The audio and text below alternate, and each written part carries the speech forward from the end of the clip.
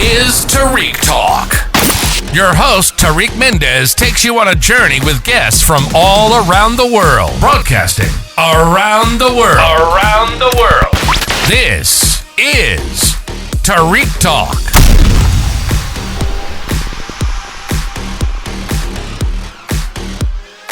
All right, guys, today I'm here with Sophocles. Sophocles, thank you so much for being here today.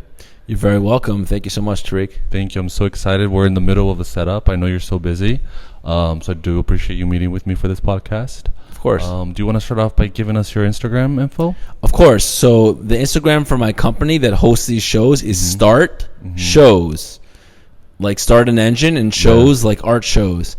And my Instagram for my art is Farm Boy Story, and you can see some of those comics behind me on the wall. Okay, cool. Yes. So to our left, this is your work, correct? Yes, and also behind you too. Yes. Oh, okay, cool. Yeah. And then to my right is your wife's work, which I'll also be interviewing her later, right? Yes, that's true. Which I'm very excited. This is just a little preview today. We're just getting like a little sample taste of everything. So I'm gonna have this episode published as soon as possible after we're done. So awesome. I just want to let everybody know that the art fair opens today. The show. It's going to be for 3 days, correct? That's correct. How many artists are you going to have in the space? We have 40 artists, and it's from Friday, today, until Sunday. Okay. Saturday and Sunday, it's open from 1 to 9 p.m. Okay, cool. Free admission, too. Oh, nice. Yeah, I love this. So tell me a little bit about this, this program that you started, like this fair almost. Like this is your 19th one? This is my 19th one, not as a company to start shows, but at this gallery at One Art Space. We've done more in other locations, but at One Art Space, it's my 19th show. As a company, we've done about, I believe, 13 or 12 or something like that. The math is escaping me right now. Yeah. But I'll tell you a little bit about it. So the way it started was my first show here was called Septemberfest. Okay. And it was on September 2018. Okay. It was the first gallery show I've ever done. I had a hand in helping curate like table fairs in Astoria, Queens at like a Greek cultural center for arts. But it was nothing like this. I was looking for like a professional spot that I can have a show where I can hang art on the walls, and I can also have tables, and it could be like a hybrid of like sort of like an art fair and an art exhibition. And I came across this space when I found out about the Jack Kirby art exhibition. A little bit about Jack Kirby. He co-created with Stan Lee the Avengers, the X-Men, Fantastic Four, and Black Panther. Yeah. So when I saw this space, I met the gallery curator at the time, the gallery curator Diego Ponce, and he said, I told him I wanted to do a show, and he said you could do it here. And I was not expecting that because I had been to Chelsea Galleries, and in Chelsea, they told me to go to the Lower East Side. They told me we don't do that. We don't get artist art here. Like, we don't do that. We don't look at artist art. You can't submit here. They were very rude. I didn't like the attitude. So I was like, I'll make my own show. Typical Chelsea. Yeah, very, I can't speak for all the galleries there, but the ones that I tried to go to were not very friendly. Yeah. So, then, fast forward to the Septemberfest show, one of the artists was Thais Coelho, and her art is to the right of you, those the acrylic paintings behind you. Yes. And she was one of the featured artists in the show. And at drop off, she gave me a kiss on the cheek. Yeah. And that left an impression on me because I was like, okay, I guess she likes me. But apparently in Brazil and some other countries, they give kisses on the cheek. It's just part of their culture, right? So I asked her out a few days after the show, and she said yes. And then we started dating, and we hit it off, and we started doing multiple art shows around NYC. Some were at One Art Space, some were in other places, in other venues. But after about a year, since we were hitting it off and we were doing like very well in our relationship, we got married, and then we formed Start Shows in the end of September of 2019. So we've been doing shows at this gallery, me since 2018, and Thais was a part of it since the beginning because she was a featured artist. But then as a company since 2019, and it's been like 19 shows since 2018 here. So this place feels like home, and it's amazing. Did you have that vision, like when you first started, like with the first show, that you would keep going, like as far as you have so far? You mean at this gallery or just as a curator, as an organizer of events? Organizer. Yeah, I did want to do it for a long time. I was very interested in it. I love fine art since I was a kid. My parents dragged me to museums as a kid. I didn't appreciate it when I was a young kid because as a young kid, you don't want to walk too much. You don't want to, you want to do things on like video games and not as many cultural things. You don't appreciate it when you're a child. Yeah. But I'm very glad my parents did that.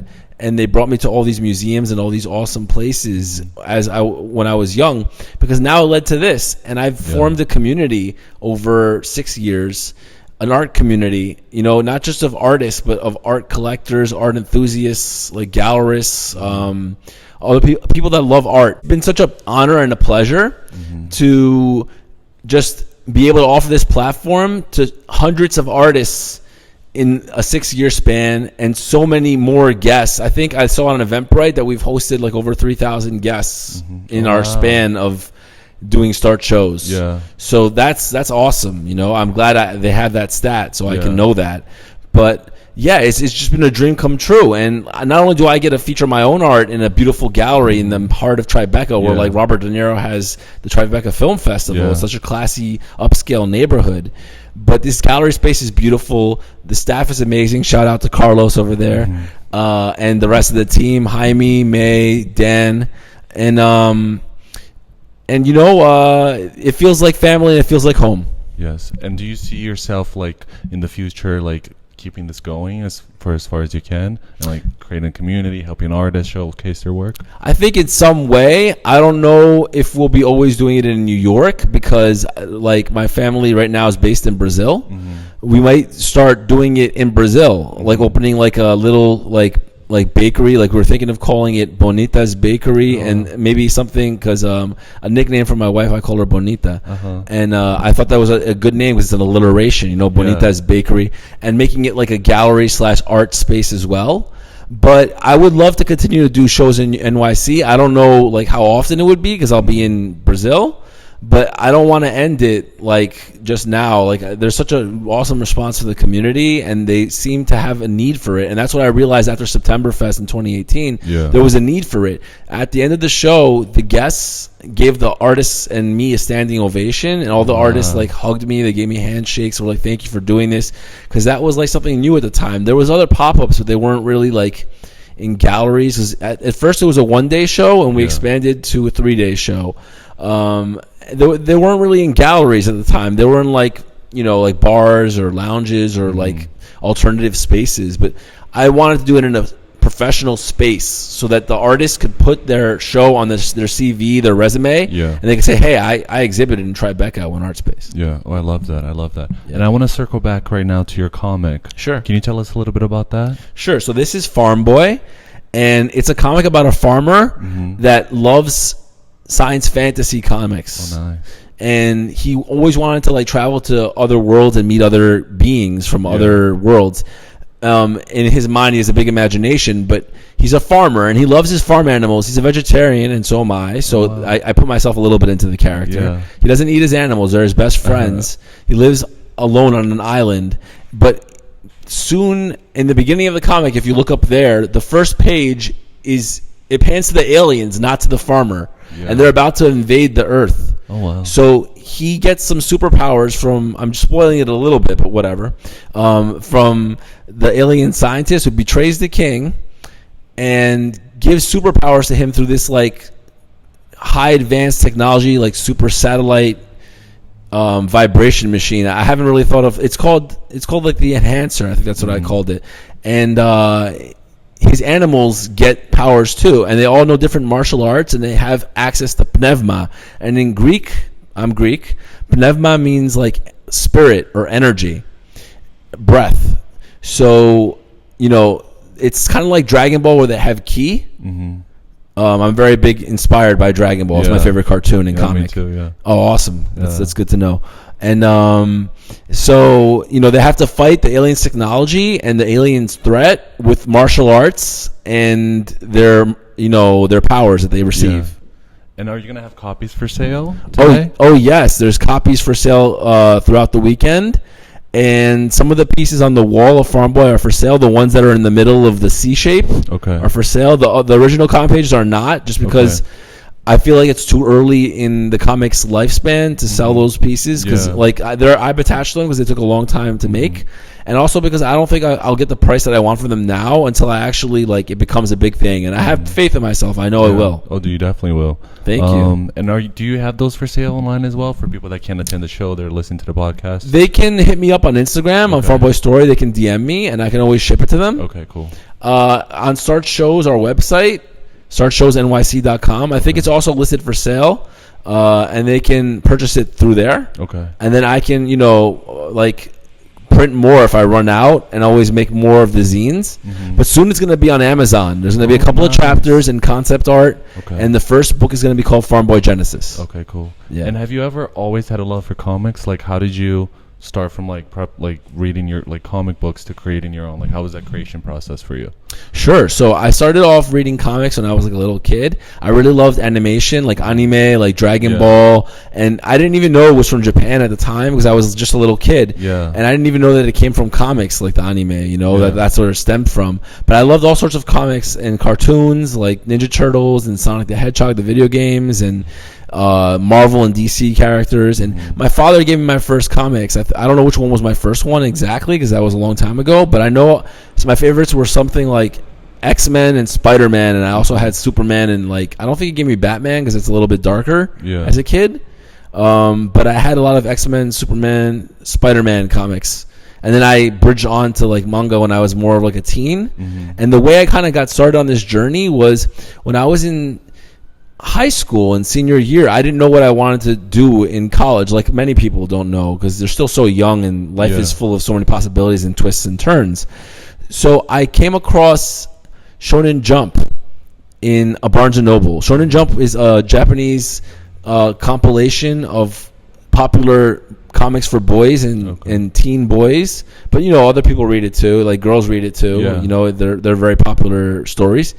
And I read that. I bought the comic magazine, and when I finished it, a vision came to me. I was like, I'm gonna be a manga artist. I'm gonna have my own manga in the future. So the only school I wanted to go to was a school of visual arts because I didn't want to leave New York, and it was the best school in the country for comics. They have a comics program. Oh, wow, I didn't know that. Yeah, it's actually on 23rd and the main building is 23rd and 3rd Avenue. Right here in the city. Oh, wow. So I learned from teachers like Phil Jimenez, who has drawn Wonder Woman and Spider-Man, and I think the X-Men too, and not Justice League, Teen Titans. I've learned from the author of Batman Year One in school. Actually, he was one of the teachers that I had. His name, I'm drawing a blank right now, but if it comes back to me, I'll mention it. Yeah. And other amazing teachers at the School of Visual Arts that have drawn for Marvel and DC Comics. So I have a lot of background in that, but I have more of a Japanese art, cartoony style. It's not really mainstream superheroes, super anatomy, detailed, a million lines and all that. And my art is more simple, but I'm glad I learned from some of the masters that are in the industry here in America. So, I had to make a portfolio for SVA, and it was last minute. I had a month to make it because I decided that's the only school I'm going to go to. My parents took me to other schools to look at it, and sometimes I didn't even get out of the car to look at the campus, even though they drove all the way to Brooklyn from Manhasset and Long Island, and that's a drive, to cool. Pratt. I was dead focused on SVA. Luckily, I had Michael Sansone, one of my mentors, my friend and teacher from high school, who had been to SVA already. He knew what the portfolios expected. And he's an atelier, which means that he is very advanced in oil painting and acrylic and drawing and sculpture and watercolors. And he's an awesome artist in his own right. And we're still friends today. And I visit him when I can. Shout out to you, Michael Sansone. You're the man. He helped me get into SVA, and that was a dream come true. And if I didn't go to SVA, I don't know if I'd be doing all this now. Yeah. One of the things that Dan Giella, the owner of this gallery, the CEO of the gallery, he went to SVA too. So maybe that's one of the reasons why I got my first show here, because he bonded with me over that, and I kept coming back at other shows, not just the Jack Kirby show.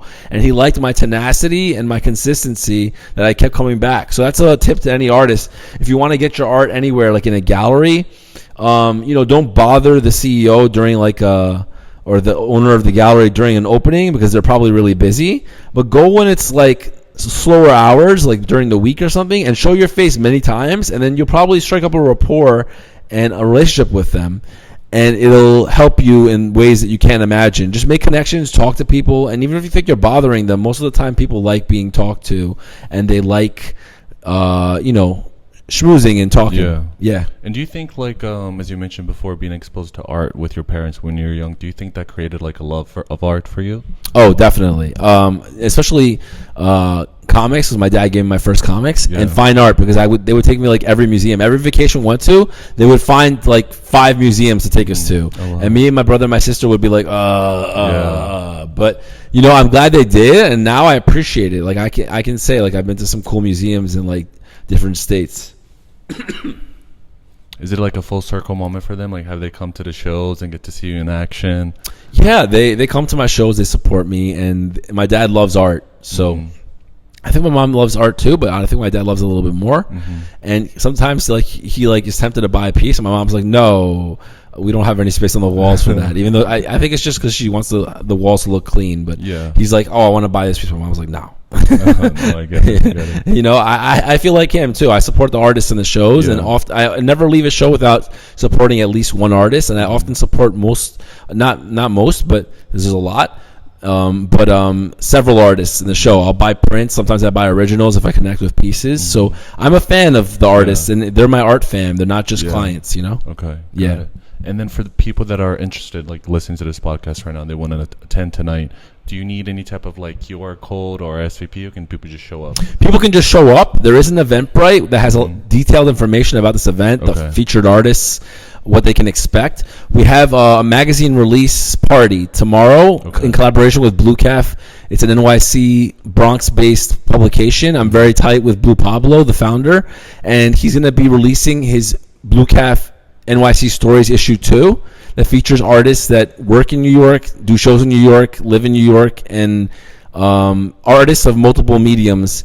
And ours as a company and as artists, we were featured in the issue 1. I was featured in one of the Blue Calf original volumes too. And in Blue Calf issue 2 NYC Stories, we're featured as a company. We have like an ad in the magazine. So I'm very grateful to you, Blue. Thank you so much. Okay, cool. And if anybody has any questions, can they just directly reach out to you through Instagram? Of course, I'm very approachable as long as someone's polite and they're they're not rude when they DM me. I usually answer, maybe not immediately, especially this weekend because I'm going to be like a million DMs because all the artists are going to be tagging me and everything. But I usually reach out. I get back to people as long as they're polite. Okay, love that. Can you tell me a little bit about like what are the special features of the Art Vengers?